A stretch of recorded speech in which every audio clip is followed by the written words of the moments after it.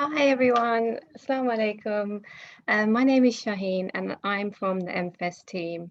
MFest is a multi-arts festival centering Muslim voices and celebrating Muslim knowledge and creativity.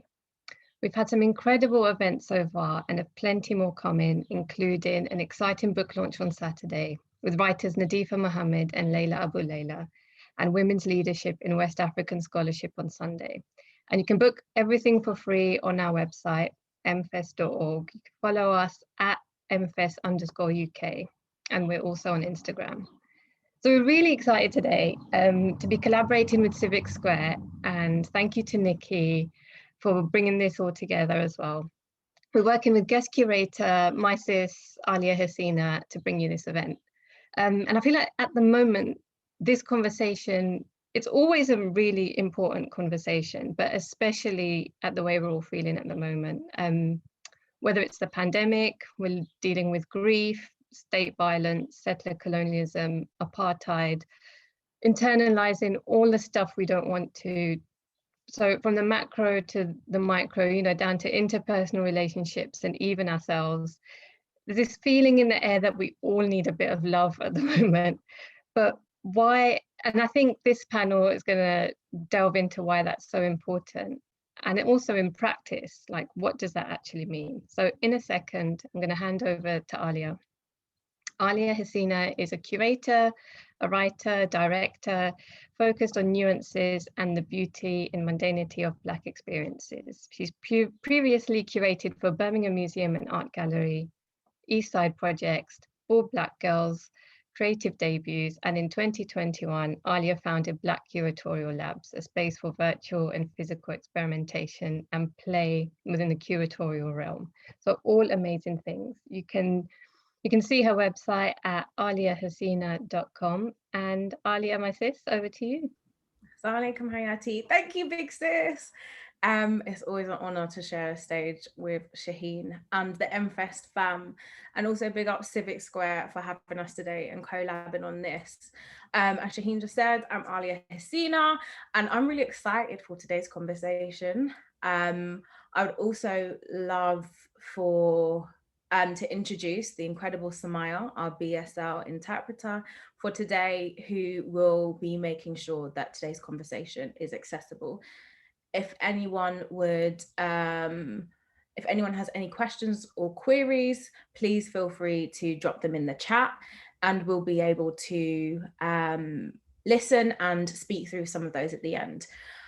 So the reason I'm guest for today is that I just get to have a natter with some of my friends, some of the people I admire and I look up to, and we're just going to chat about love, really. And as Shaheen said, it's something that I feel everyone kind of needs at this moment, but especially as Muslim women, talking about it from a position of knowledge production, as well as our experiences. We're going to get some really valuable insights and information from just wicked skeng women, to be very honest.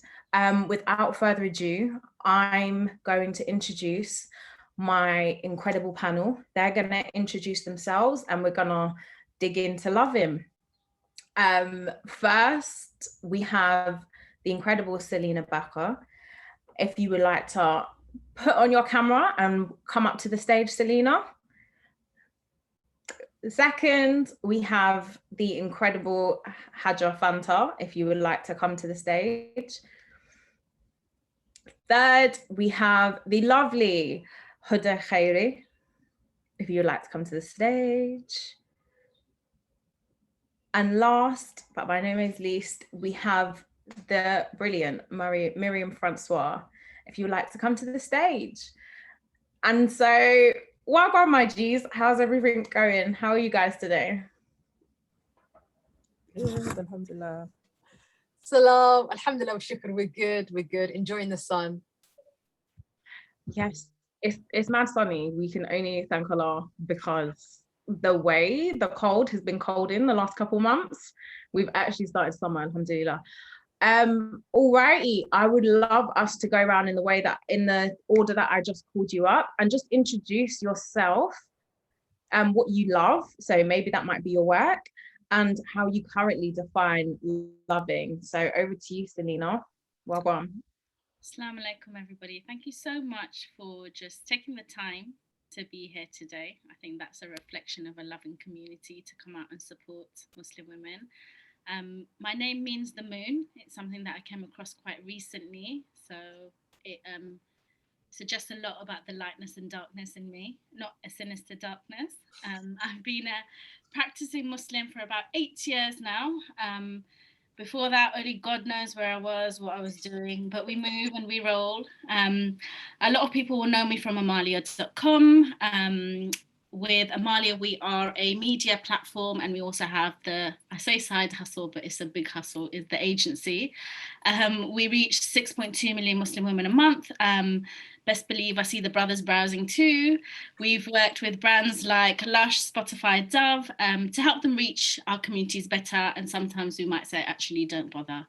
I'm most often called a mother who's a homeschooler, a bit of an unschooler, to be honest. Daughter, older sister, single mum, friend, forager. God, I paused there, didn't I? Friend, forager, gardener, grower, community doer, and most recently, I'm getting auntie vibes too. Alhamdulillah.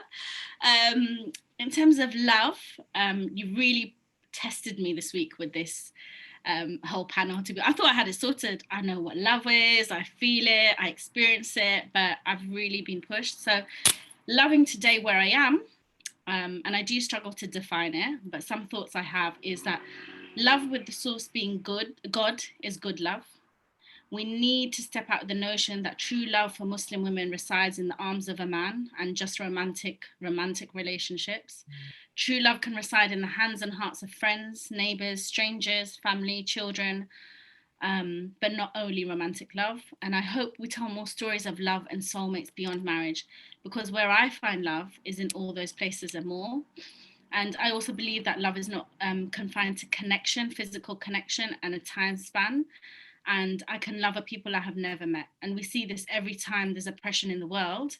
Something is stirred within us, right? And I think that is love. And we love them, having never met them in this dunya. We love them for the sake of Allah. And it's, boy, the way I'm just smiling already. If I'm big cheesing throughout the whole of this where you guys are interviewing, it's just because I love talking about love. Anyway, next up, Haja. Assalamu alaikum. I'm Haja Fanta. I just want to echo the sentiment, what Selina said. Thank you all so much for coming and sharing space with us. I'm really grateful to be able to have such a wonderful space to talk about such a wonderful topic. So I'm currently a student, but I also work as a cultural or creative producer in visual arts. I'm really big on community and like bringing about respite through arts and culture. So my definition of love, I think, you know, the space that I truly have learned like true love is through sisterhood and friendship.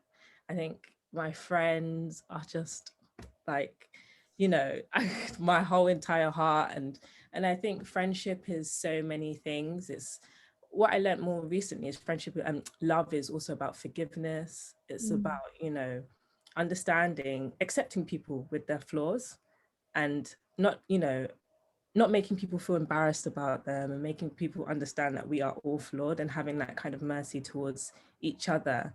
And I think over the last few years, I've had to learn how I love others to reflect that back to myself. And I think that's probably one of the hardest things that I've had to learn so far.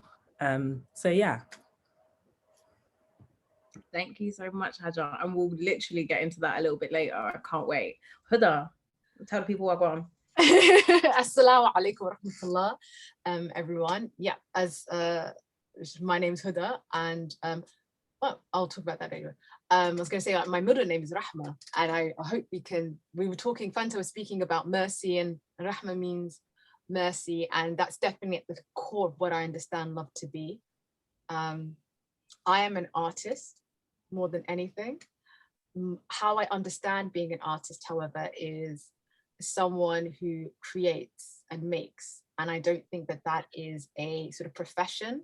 I don't think that that's sort of something that is tied to global capital. And my understanding of what art is very expansive. So I think about art in terms of like this understanding of being an artisan, or art more precisely being a practice. So when we think about the art of XYZ, the art of da da da da, and that is what I try to engage in, is like to practice and whatever that doing. And I think it really links into the way that, mashallah, Aliyah sort of framed this whole conversation about thinking about love as a verb, as a doing. So how do I understand love? Love is the practice of staying in that feeling, that loving feeling state. And it requires us to sort of translating that feeling, that emotion of being loved and feeling love, to like understanding, where does that come from? What is it about the situation that makes me feel like I'm in love, or feels like love?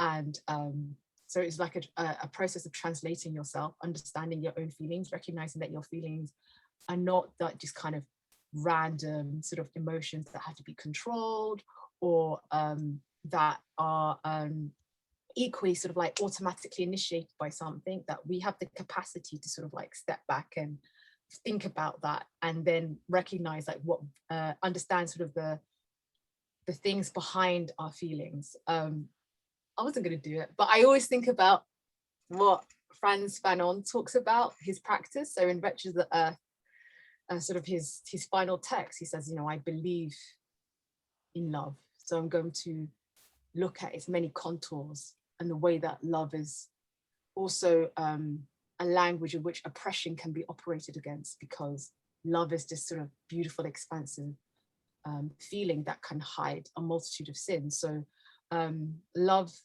is not this kind of neutral thing. It isn't this kind of a standalone. Love is to be investigated, and our whole lives are a process of love and understanding, where does our love come from? What is it doing? And so when I think about love, I think about how Allah describes love, and Allah there isn't this kind of phrase in Arabic, the standalone term like English has love. Like there are many different types of love. And the love that Allah speaks about in the Quran the most is rahmah, which really means mercy. And already I'm hearing from Fanta and Selina, it's like mercy is kind of like at the bedrock of how we know what love is. So I'll get into that more, inshallah. But yeah, that's me, inshallah. I love it. I'm just like, and for anyone who knows Huddah, if you ever see Huddah, I don't know what it is. What it's because it's your middle name. It's literally at the core of you. You just emanate love. And yeah, I'm just honored to have you on this stage, as with everyone here. And as you can tell, I'm very gassed. I'm gonna be slower so that everyone can interpret what I'm saying. But over to you, Myriam. Oh, Myriam, you're muted. I felt that. So my name is Myriam François. I'm a journalist, writer, and filmmaker. I'm not going to go on about what I do, but if you do want to find out more, you can check out my website at www.myriam with a Y, MYRIAM, François.com, and you can see my work and my writing there. My definition of love. So when I started thinking about this topic, and I want to thank you for giving me the opportunity actually to reflect on it with such an esteemed panel as well, I knew it wasn't going to be an easy task, because I had already read this book, which had given me many insights into the difficulties in defining love, and my own personal journey, which, you know, I'm sure we'll share different aspects of our personal journeys at some point, also had provided me some insights into how confusing it can be with the very different definitions of love that we engage with in our day-to-day life. So I think love as a concept is framed differently by different cultures, but there are some core concepts, and that's why within the sort of Black radical tradition, I find a lot that overlaps with how we talk about love in the radical love in the Islamic tradition. And in that sense, I'm talking about ishq as a fierce form of love, love as a practice which transforms how we relate to one another. I think of it as a practice which we can trace to the Prophet, peace be upon him, and to his encounters with Allah at the height of the Miraj, and the writings of Ahmed al-Ghazali and other esteemed mystics from the past. And in that sense, what I really come back to is the idea that love is one. Ahmed al-Ghazali in particular refused this bifurcation of the love of God and the love of humanity. Essentially, ishq is a purified form of love, which if practiced properly, and we are given the ways, or the mystics have provided us with the means to navigate that path, then we can realize that our love for humanity is inseparable from the love of the divine. And so love is this transformative practice which involves both a recognition of our own state, but also in that recognition of our own state, creates an opening to be of greater service to others. And that's how I really see love. I think it's a practice of compassion, of solidarity, of selflessness, and of radical empathy in many ways, this idea of radical empathy. And it's interesting that in virtually every religious tradition, there's this one saying. We have it in Islam, it's in Christianity, in Judaism, that you don't truly love God unless you love for others what you love for yourself. For me, that's the nugget right there, that there's something about love which is about wanting for others what you wish for yourself in the name of something higher than yourself. And that's the height of the spiritual path. And I think that we're very lucky that we have within the Islamic tradition mystics who have laid the path for us to really uncover this radical tradition of love. And it's interesting to me where we stand at our current juncture, that conversation on love isn't as prevalent as you might hope it to be, because I think that the radical tradition of love very much engages with the idea that you meet people where they are. You take people as they are, that you, their love or the love that you bestow isn't dependent on them in any way. And in fact, your ability to transmit love isn't dependent on the other person at all. It's entirely dependent on the work that you've done on yourself. And so at a time that I think we have a lot of harshness in how we perceive our own faith, regardless of how other people perceive us, it's interesting to me that this tradition of love that the mystics handed down seems to have been lost. And I hope that part of this conversation will allow us to resurrect some of those gems. Absolutely. Oh, guys, are you as gassed as I am? Anyway, that was literally just the introductions. So as you can imagine, we're going to get into it. And each of our panelists have also prepared a provocation that different points throughout the conversation of just something that they want answers for, that you guys are also in the chat function able to reply to, and really start a dialogue around the practice of loving in Islam. And so when I think of loving, I'm always brought to the presence of it in the Quran, and how we're repeatedly told that my Lord is certainly all merciful and loving, or like wadud. And when we say that, like, loving is already a verb there. And I think that is incredible, because very rarely do we deep that it is a verb, or that it is a doing word. We've often spoken about it being a feeling, but literally in the Quran, it's like, now mind you, it's a verb. So how do we get into putting it into practice?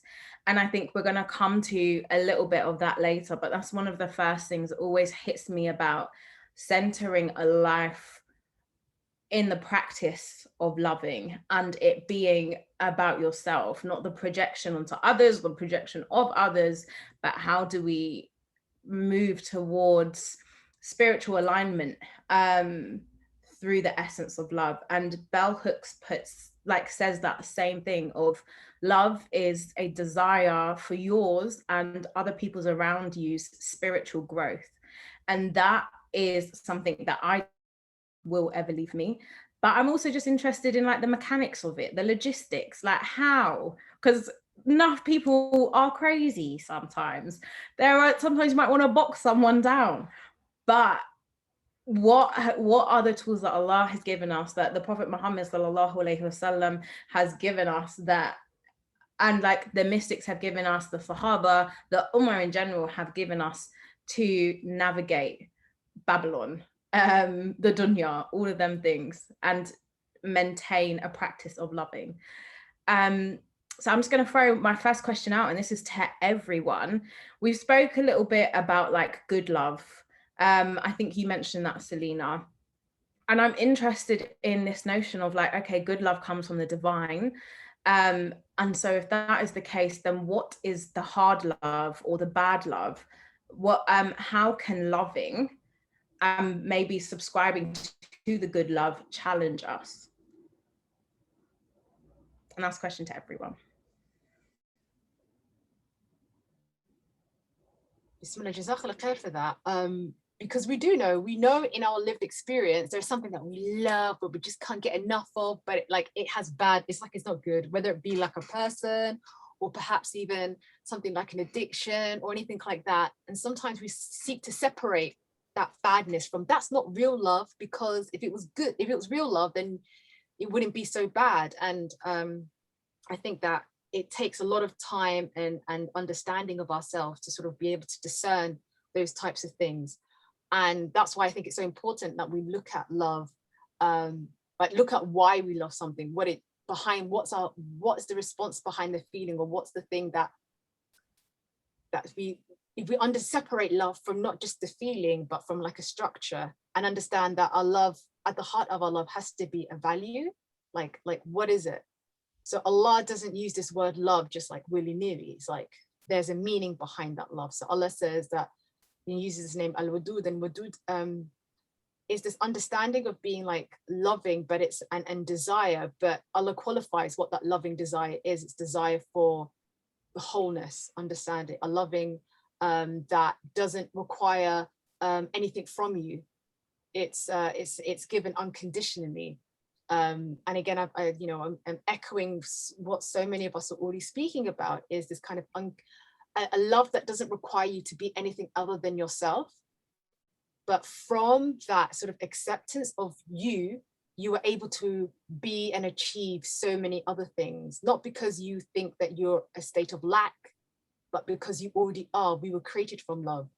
And so the bad love for me is anything that leaves you understanding yourself as anything other than like outside of the world, outside. So you're something of like, I love this because if I don't have this, like an addiction, then I'd be less than.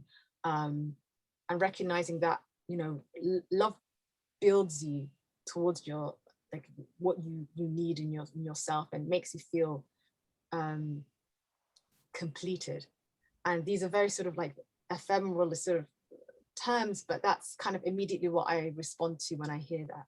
Okay, I waffled on for long enough. No, not at all. And it reminds me of Selina's provocation, actually, which I'm going to invite you to share now. If we're thinking about bad love, the first part of your provocation is around the patriarchy. Let's unpack this.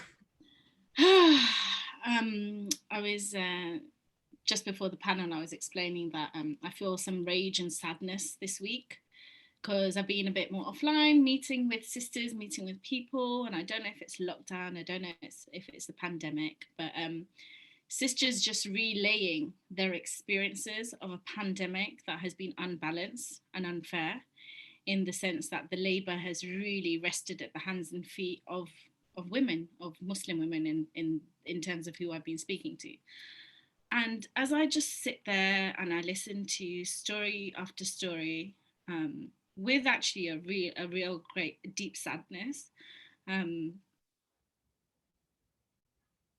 you realize actually the homes and the structures that we are in have upheld this unloving of Muslim women. And you see with the patriarchy, actually, it's a full manifestation of unlove. I cannot in any way. So when you speak about bad loving, for me, straight away, it's something I don't want to tolerate. I don't want to be part of. I don't want to engage with.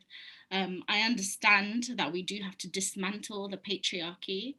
And I see how ill-equipped we are because we're still having these conversations now. And I don't know what it is that we're not doing right. And I don't know what it is that we need to do more of. But that bad loving, that patriarchy, is not from Allah.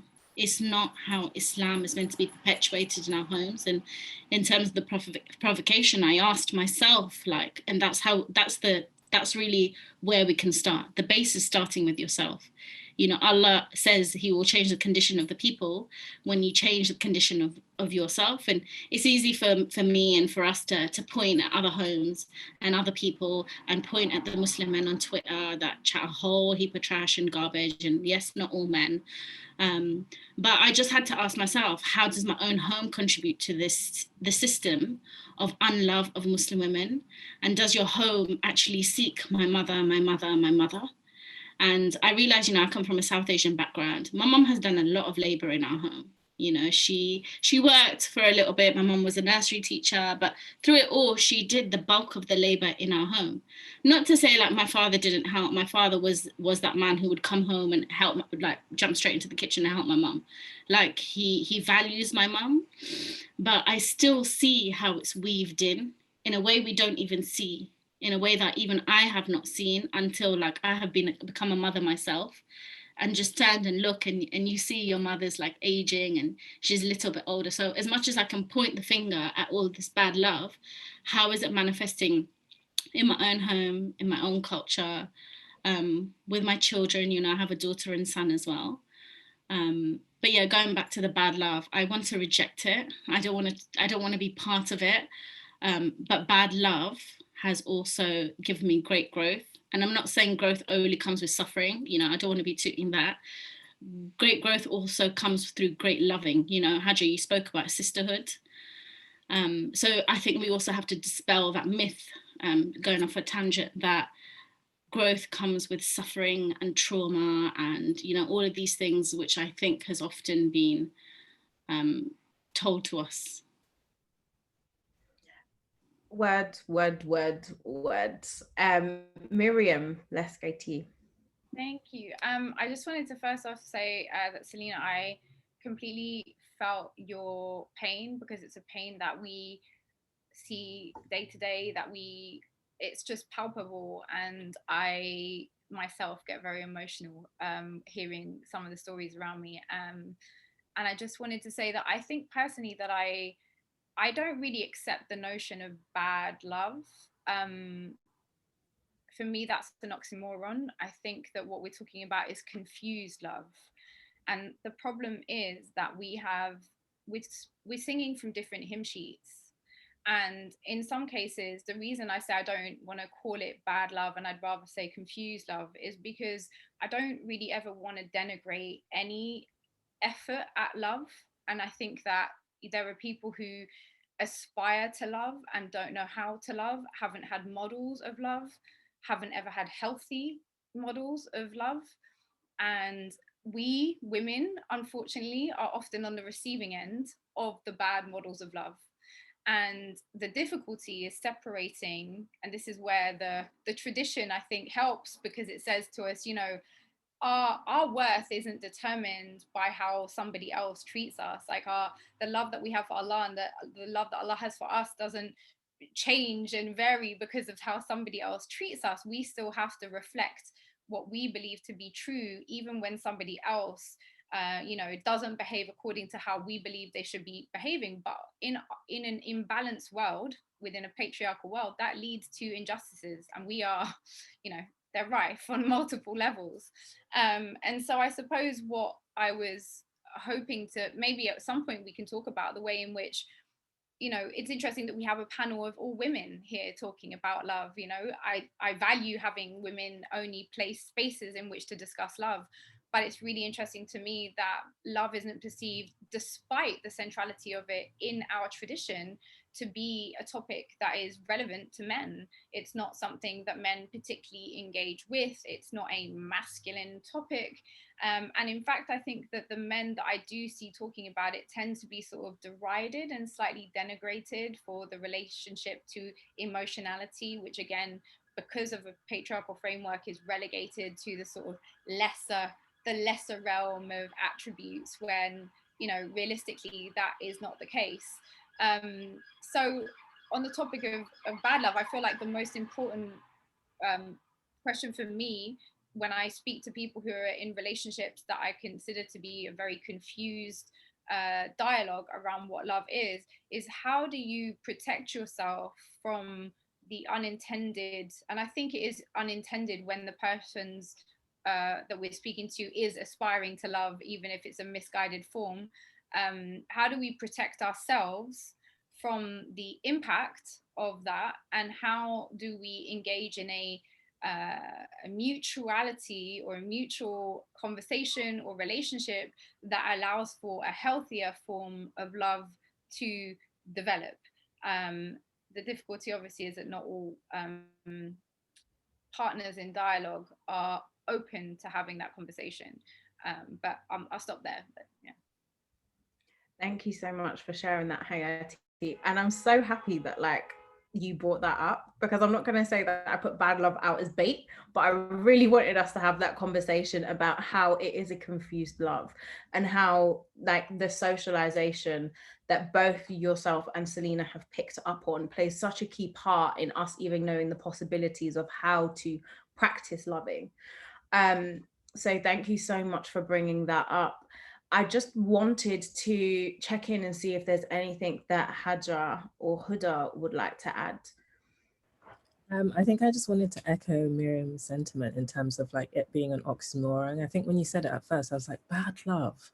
And I think it just, you know, I think confused love is probably a better term. And sometimes I might not even call it love. I think there's this feeling that feels quite similar to it, and especially when you don't know, it's just very easy to call it love. But I think there's this thing that I try and think about, it's like being connected to everything but attached to nothing except Allah, because people are, you know, you can't attach yourself to people because, you know, they're not God, and they can't give you that thing that you might be looking for. And I think when you're connected to everyone, there's an exchange, and I think there's also kind of an acceptance that they're not going to be everything. So you kind of work and you give and you take and you give and you take, and it's just like this cyclical thing, and it's not always perfect.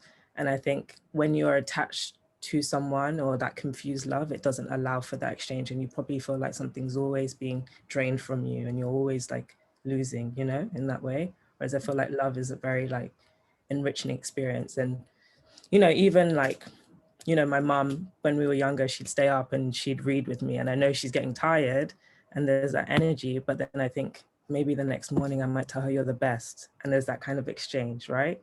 So even though she's losing energy, she might get something back now, you know, tomorrow or like years to come. So yeah, that's kind of my idea of like what love is and bad love.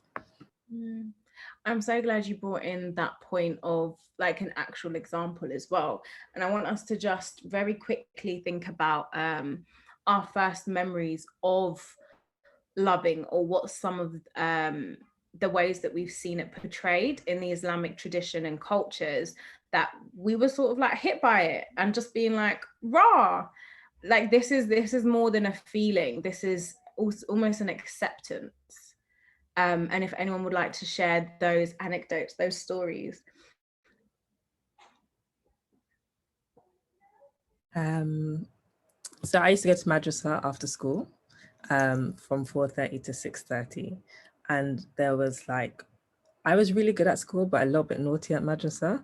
And there was 3 other girls who were really similar, but we were there from 5 to like 11. And it was just us 4. There was like, I'm from Sierra Leone, the other girl was Nigerian, the one girl was Somali, the other girl was from Bangladesh.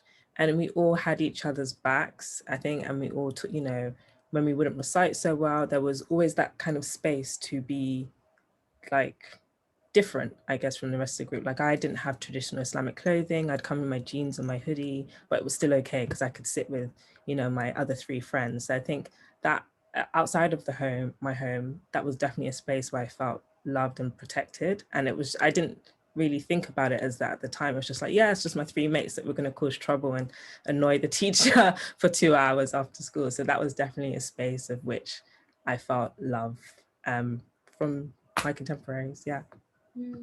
Myriam? I was going to bring in the story of Layla and Majnun, which is obviously an archetypal story within the Islamic tradition, but which I think has, there's this, you know, if I can tell it, if you'll humor me, because I'm sure most of you all know it, but so the story of Layla and Majnun sort of means crazy in Arabic, is an archetypal love story in the Islamic tradition.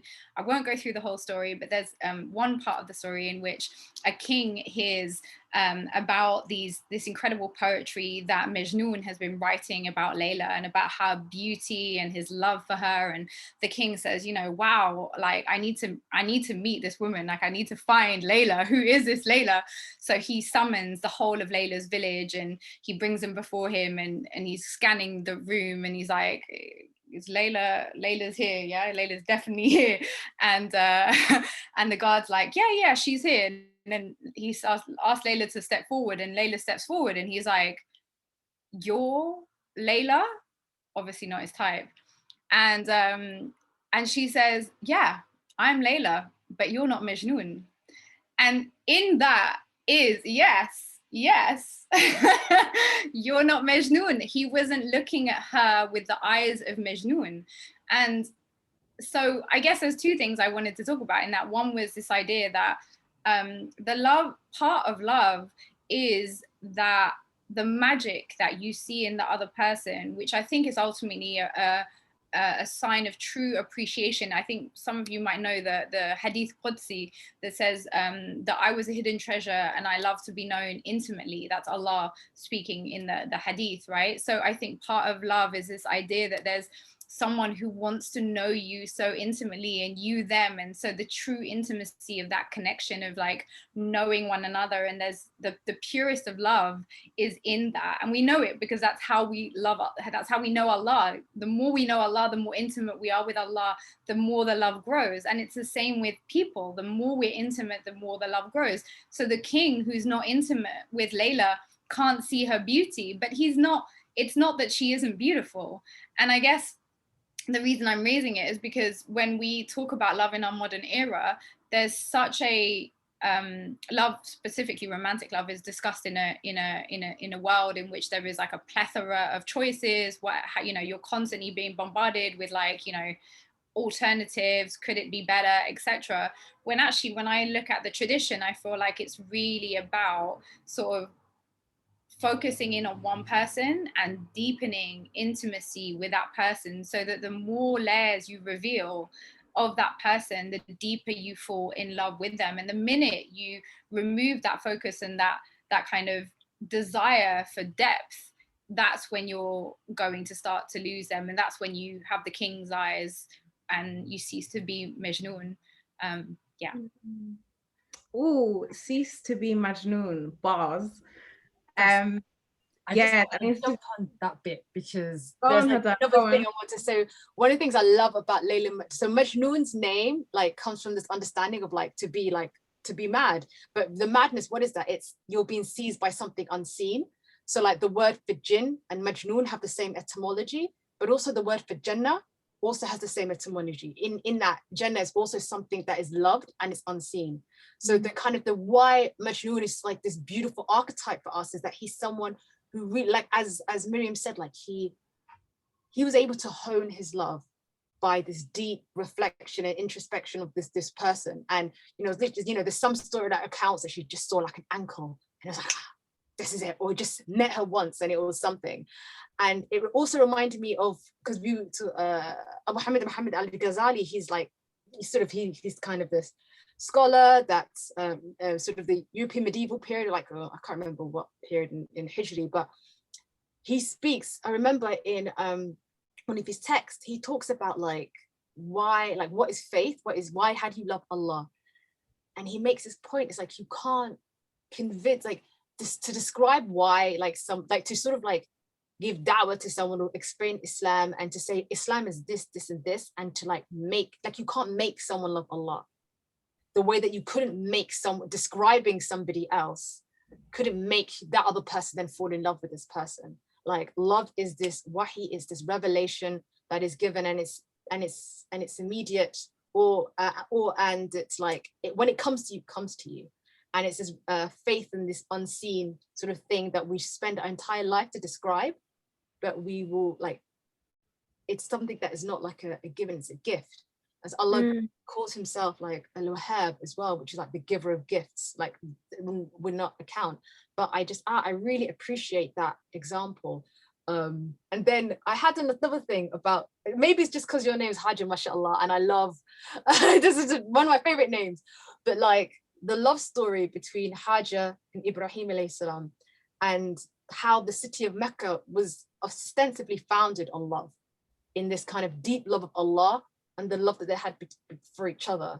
In that she, we hear about the story of like Ibrahim and Ismail, and sort of like the baby Ismail finds Allah gives him the miracle of finding the Zamzam water. But after that, when Ibrahim goes back, to his life, and Hajar's left abandoned in this valley with only this water, this other tribes, the sort of the narrative that the Arabs have is that the Yemenis these people came from Yemen, and then they went to the city of well, it wasn't a city, it was just this desert with this water source, and it had never had water before. They were following the birds that had sort of found it, and like, wow, there's never water here before. And they ask if they can have camp there. And Haja, out of love for herself, out of love of Allah, says these people, and she'd been lonely this whole time by herself and her baby, afraid. We all know the story of Safa wa Marwa. She's running, trying desperately to find anybody for help. And finally these people come. It is like from this deep love that this miracle that Allah gave her, that she's able to say, yes, you can stay here, but this water belongs to me. You can come and you can use this, these other tribes, and it's the first time, like, it's so lonely, such a long time, but that the framework of the love that those people were able to have, that community that they were able to establish, was her being able to assert her rights, and were able to give then and create community from a place of empowerment.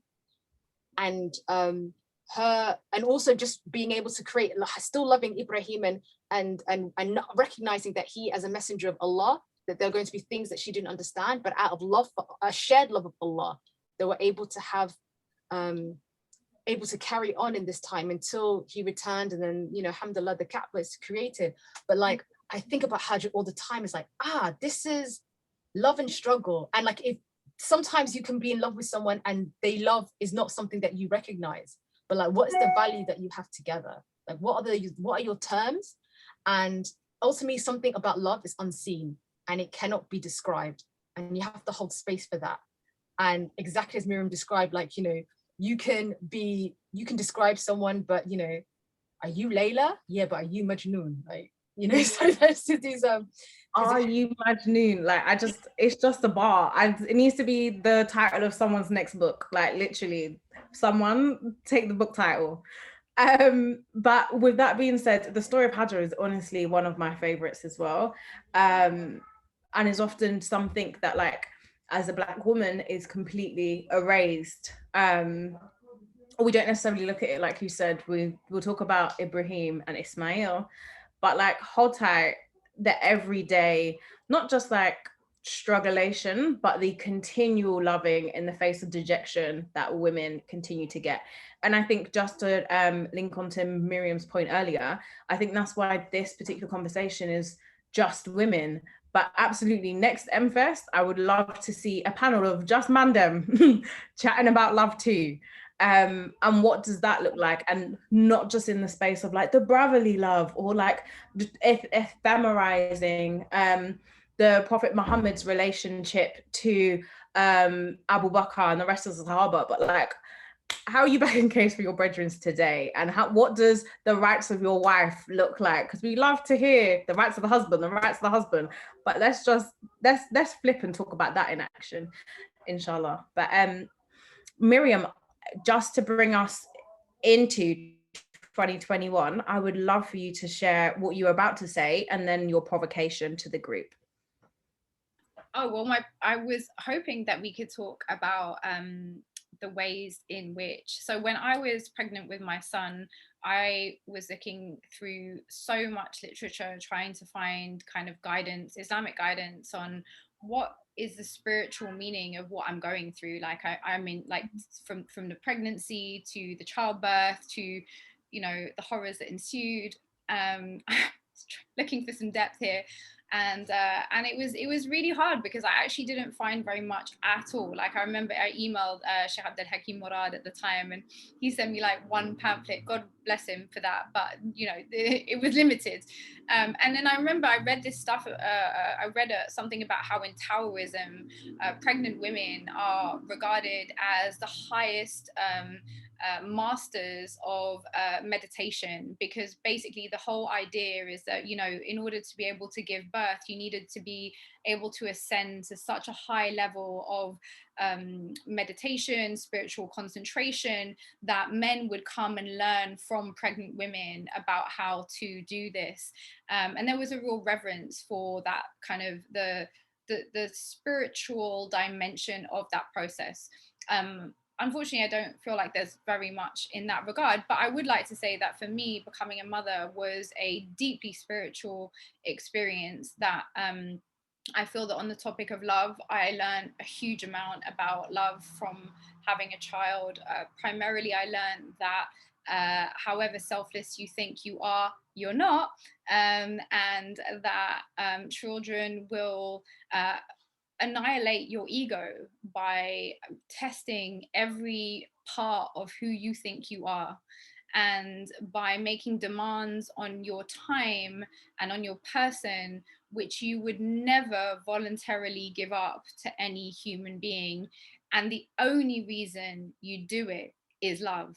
And so in those moments of extreme hardship, and it's difficult to overestimate how hard it is, the only thing you can cling on to is this sense of deep love that enables you to overlook every instinct that's telling you to self-preserve, and instead override that to be in service to another human being.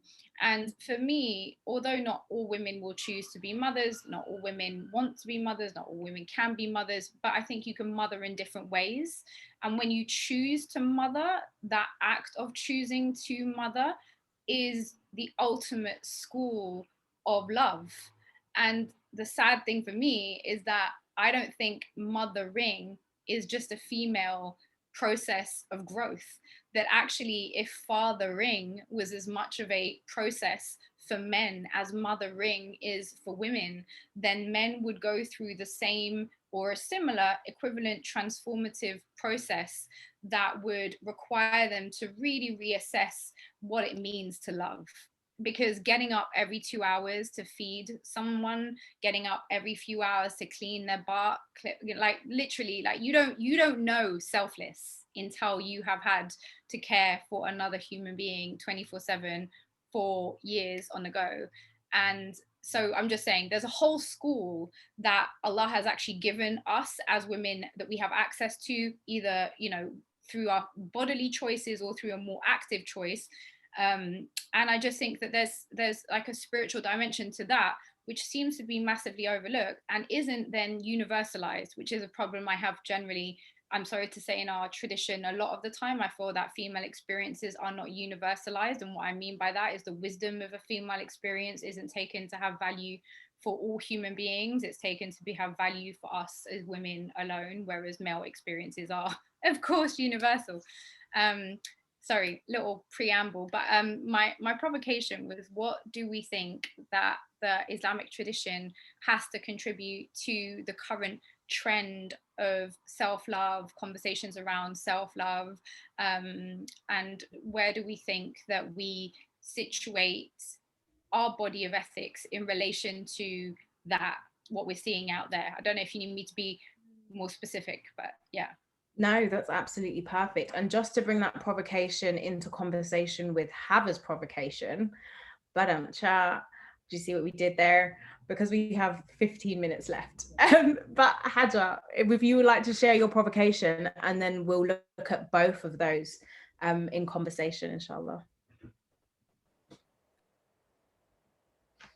So when you asked for us to share our provocations, I think the word mercy came up for me.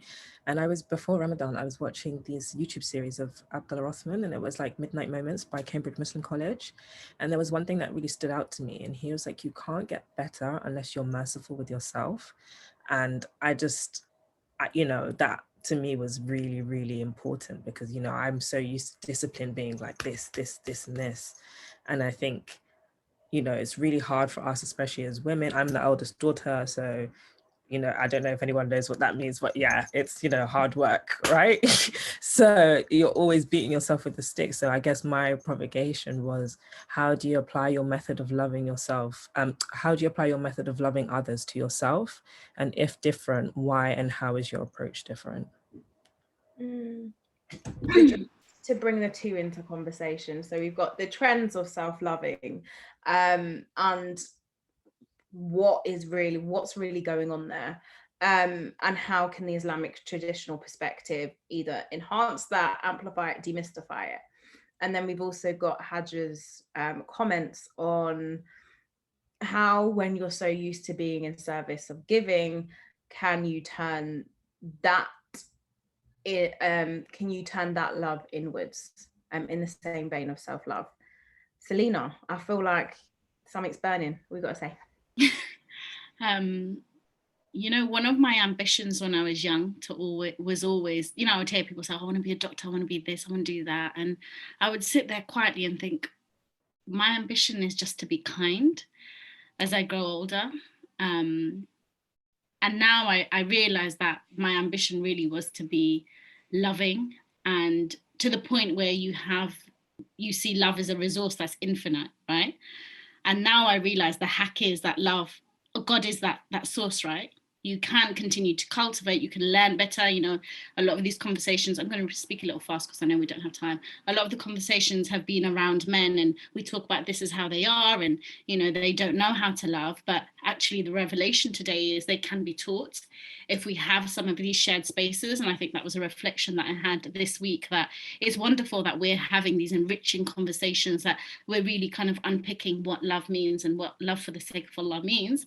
But we need to expand these conversations beyond our safe spaces, I guess, and include men in that conversation. But a few years ago, there was an article, I'll share it later, but it was published in Somali, and it was called Self-Love in the Eyes of Allah, around that. And one of the lines was love for your brother, which Myriam mentioned, or love for your sister, what you love for yourself. And I'm familiar with that line, and I'm familiar with it, but from the perspective of love for your brother. And it really deeped and dawned on me. I was like, oh, hang on. It says love for your brother, what you love for yourself. So what do I love for myself? What does actually loving yourself for the sake of Allah look like? And if you cannot identify what loving yourself looks like, how can you possibly read another human being?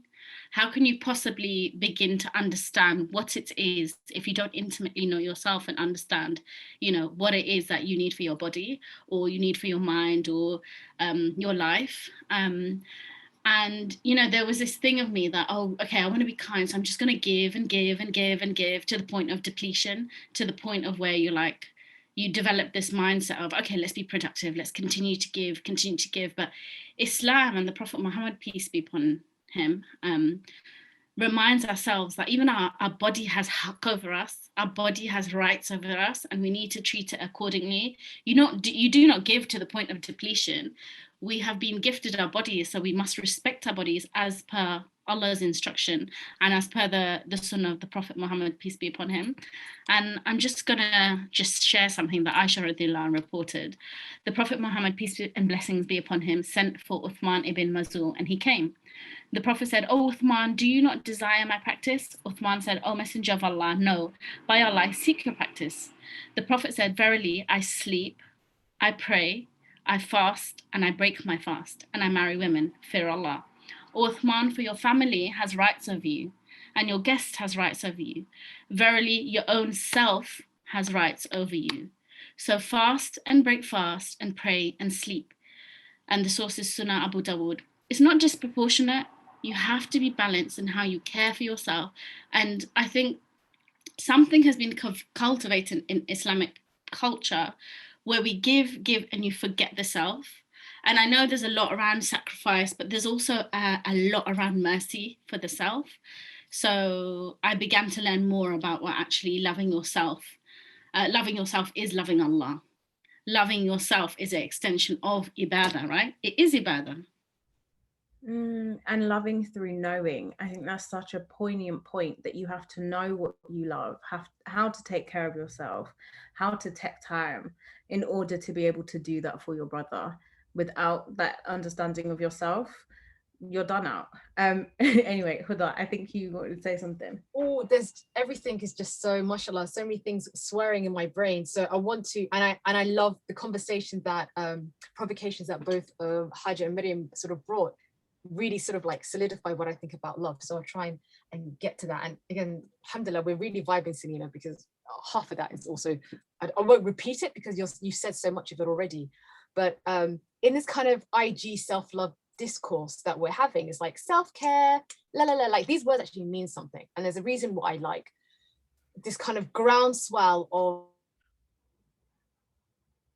status quo, whether it have been from, well, for me anyway, how I was activated certainly was kind of articulation through the Black Lives Matter movement, and the sort of understanding that actually there are systems that are just really antithesis to the thriving of people of African descent across the world, and that this is stemmed from slavery, that there is this kind of, there's a way in which people of African descent are understood as enslavable, and that this is at the heart of global capital.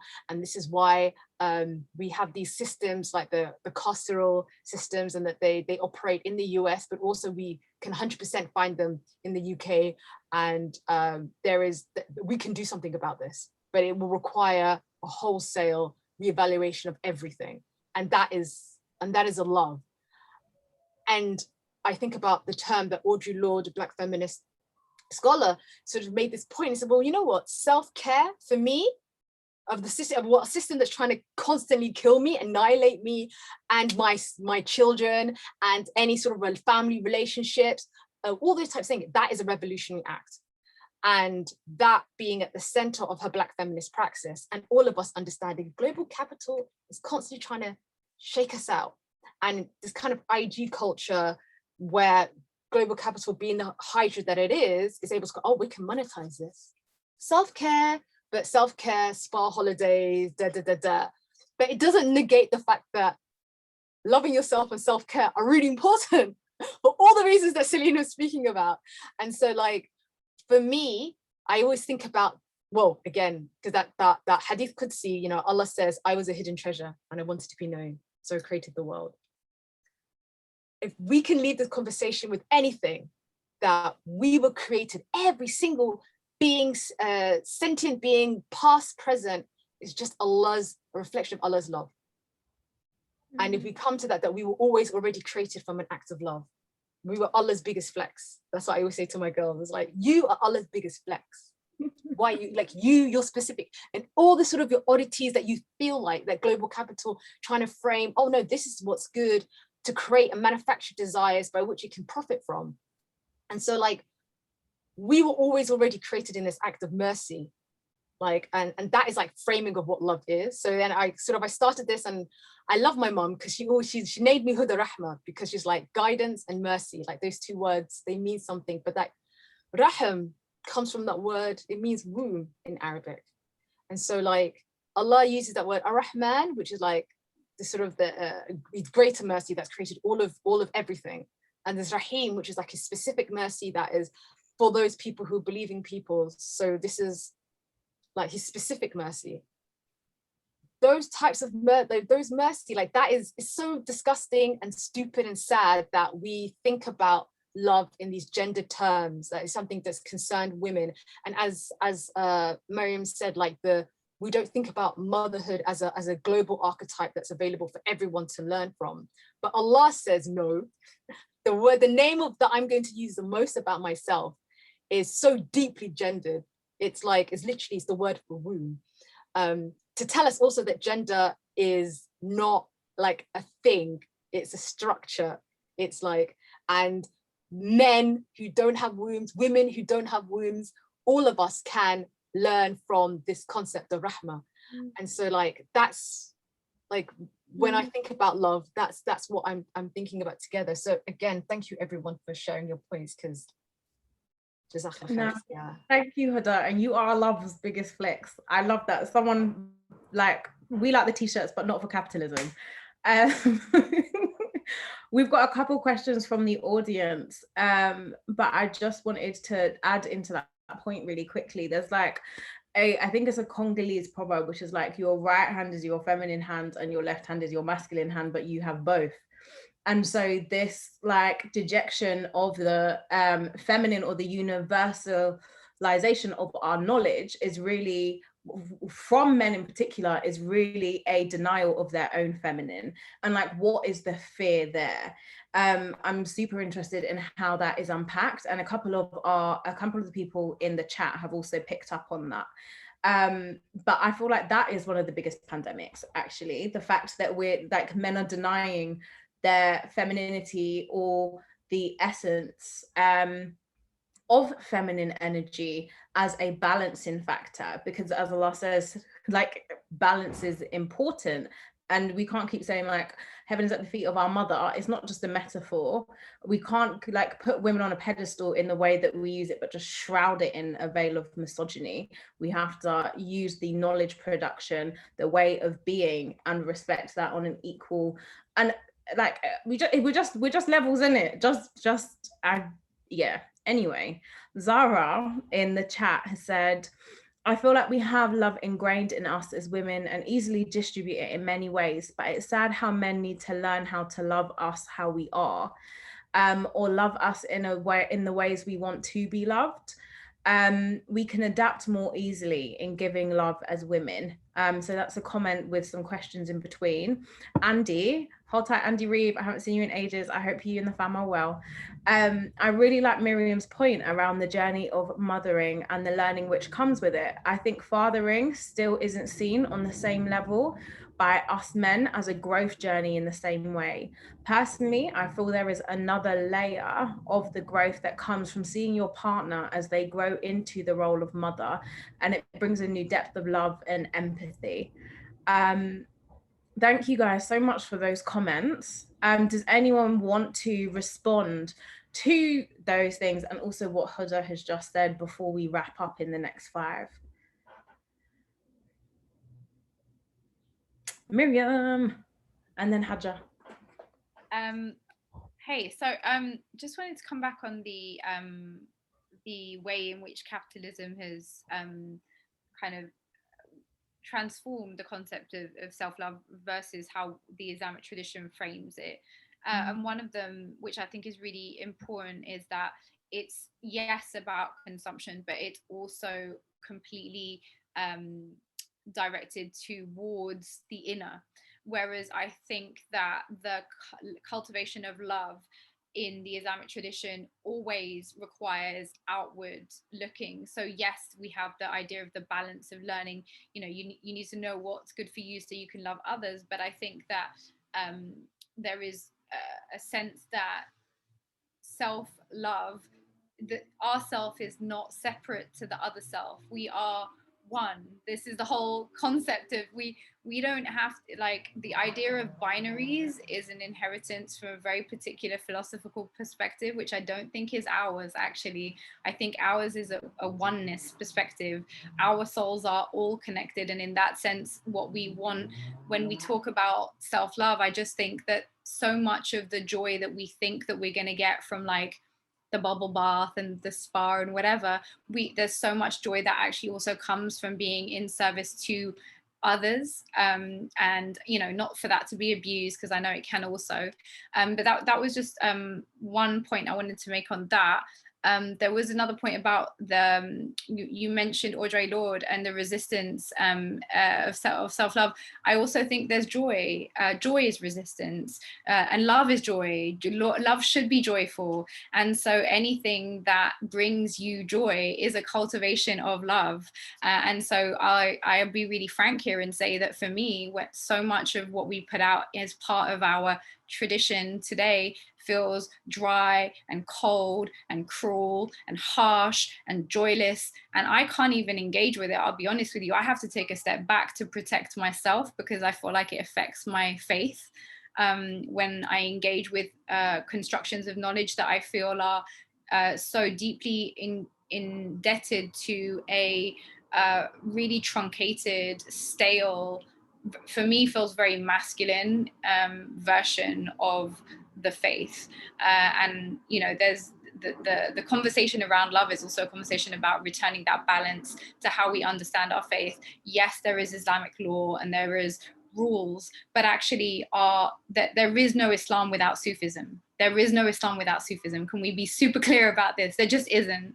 And so there is no good Muslim, in my view, who's just about the rules. Like, if you're not embodying the joy and the love, then you are, you know, I don't know, I'd be wary about standing on high, is all I'm going to say. Oh, Jazakallah, thank you so much. I just want to sort of just thank you so much. I want to just to make the point that I think our conversation is framing all the different aspects and things that we name as love, but actually reflective of oppression and reflective of ways. So this kind of, the Selina gave the example of how mothers in lockdown are experiencing, and with so many women, not just mothers, but so many women in different positions, but especially those who are in that kind of caregiving role, that sort of like global capital and patriarchy said, okay, you are this caregiver, and their love ultimately is abused and is and this kind of, because you hold this position of being a mother, therefore you have to give this self-sacrifice and not have your needs met, and there's no respite out of this structure, and we're able to deconstruct that and go, actually love has to be nourishing, it has to be expansive, and love at its best, like you can do all these things. And mashallah, Myriam as well, like you said, like this deep love that you're able to sort of have this ego annihilated and be able to be with your child and to give in that way. And so I want to say, like, Islam gives us a framework to analyze our feelings. So we feel things, but why do you feel that? And what is your value system behind that? And we understand that there's this kind of self-directed sort of self-love that's actually global capital trying to get at us. And that if you don't have so all that to say that I'm going to make this point that there are people who find joy in things that are really gross and evil. And I know this because I'm a Black woman and I see the world that we live in, and there's a way in which Black death is understood. It's just part of parcel of the world. And there are lots of things that people think are neutral, and it's not until people from oppressed communities, and I think about myself as a Black person, say, this, what you're doing, like you normalize this, but actually this is, so what I love about our conversation, what Islam and what I'm hearing from everyone as well, is that we are able to think about that feeling and think about the values behind that feeling. And we're in discussing joy and loving feelings, we're able to express what are the values behind that. And that's in order for us to go for, and then again, linking back to Fanon, like he says, like, I believe in love. So I'm going to trace, like, not just like what it's doing, and then what are we doing in the name of love? And sometimes we will see that the things that we do in the name of love actually doesn't really look like love. It looks like something else. So this is why we're Muslim, because we need to remember we have dhikr, and so again, sorry, yes, because you were talking about a Sufiya. And a Sufiya in its basics is understanding that there's this really beautiful, not beautiful, everything is beautiful, but there's an inward and an outward. And fiqh, like the love of Allah came first, fiqh came later, the laws of Islam came later, because people were like, I really love Allah, but I don't understand this because I'm not an Arab speaker and I wasn't around the Prophet at his time. So okay, here are the rules. And now people are only about the rules. Some people are only about the rules. And the rules are just a way for you to solidify the love that you have for Allah, and to love Allah in the way that Allah wants you to love him. And just on, oh, sorry. No, I'm just saying, like, so like we have to teach each other how to love each other. So there's that question about, you know, there were sisters, and then how we have got men. I was like, if people are not loving us in the way that we need to be loved, we can say, hey, this is not loving. This is what I need. We don't just, like, love doesn't just come on high. Like, and that's what the sunnah, and this is what, like, the Quran tells us. Like, love isn't a thing, it's a feeling. And then after that, we have to understand where that feeling comes from and what we're doing about that love. So it's this dynamism. It's not just kind of like ethereal, oh, this is love, this is not love, because sometimes that can be oppression. Sorry, I spoke very quickly. Apologies, especially for our BSL fam. We love you, Huddah. Thank you. I see. I know Haja wanted to say something really quickly. We just need to wrap up. But I just want to say something before I go to Haja, and then we wrap up. So I couldn't completely agree, and I'm just completely in awe of just being able to share space with you guys and have this conversation in this level of depth and with these different perspectives and nuances that are like dashed in. It feels like a very lit podcast, to be very honest. But there was something that you guys spoke about in terms of how there's like a dissonance that you feel from a particular type of portrayal of love. And I want to encourage us to think about this synthesization of trauma and how that is sometimes pushed into this is love in that same space of attachment, but actually without us unpacking and healing particular traumas, it can almost render you out of the space of being able to proactively love another person in service of them. So just to throw that in as something to think about, because it's also often something I see when we talk about the fixation on the rules or the rules on the fiqh, for example. There's almost like an obsession that we can often see in our community that the rules are important because I have done bad at one point, so therefore I am bad. And we know that that is not a truth, but actually because of the ways that traumas can impact our bodies, our lives, and our narratives, and how people can project their trauma onto us, we can sometimes believe those stories. So one of the biggest things that I would urge the community in particular to do is look at how we heal our trauma in order to get to a space of actively healing and practicing that. Haja, over to you, and then I'm just gonna like lick some gunshots for all of you guys, and we're gonna wrap up. No, I was just thinking about, the act of, I think the question was around how do we teach people, or whether do we teach people to love us? And I think it's sometimes that feeling of not being able to say that, what you want or what you might require. And I found that especially in romantic spaces is almost not feeling that I'm asking too much, and that feeling of like doubting whether I'm almost deserving of that love. And I think it's really hard, especially as women, you tolerate so much, and being able to, just ask someone or like tell someone and give yourself, empowering yourself to be able to say, hey, like, I don't like that so much, or hey, like, that's not for me. And I think it's hard because you think you're going to lose something, but you should never have to lose someone by telling them how to love you, I think. And that's what I truly believe. I think, that there should be space for that. And it's not to say that it's always going to be the most simple conversation, but I think there should be that space for that back and forth, and that like, oh, okay, maybe I'll go and think of that. Or, okay, cool, I've heard you. Or, oh, could you go into that a bit more? I think we shouldn't be afraid of having that conversation. Like, I know I'm always scared to have that conversation, but it's something that we shouldn't be afraid of. And I think it's something that if we can empower each other and our friends, like I had a friend call me the other day and she was like, I'm really anxious about this thing, about, she's in a relationship. And I was like, hey, this is your boyfriend, like tell him. And it doesn't matter if you look crazy. That's what he's with you for, the crazy. So you better just show him all of it, and then you find your common ground, So I think, yeah, that's my kind of thoughts on teaching others and how to love us. Aliyah, I love you. I just want to read one thing really quickly. I think Myriam, Huddah, Haja, Aliyah all reminded me of the collective, of the us, which is our tradition, which is our culture. The believers in their mutual kindness, compassion, and sympathy. are just like one body. When one limb suffers, the whole body responds to it with a wakefulness and a fever. And it's, I guess, our turn to tend to the fever, to tend to all of that pain.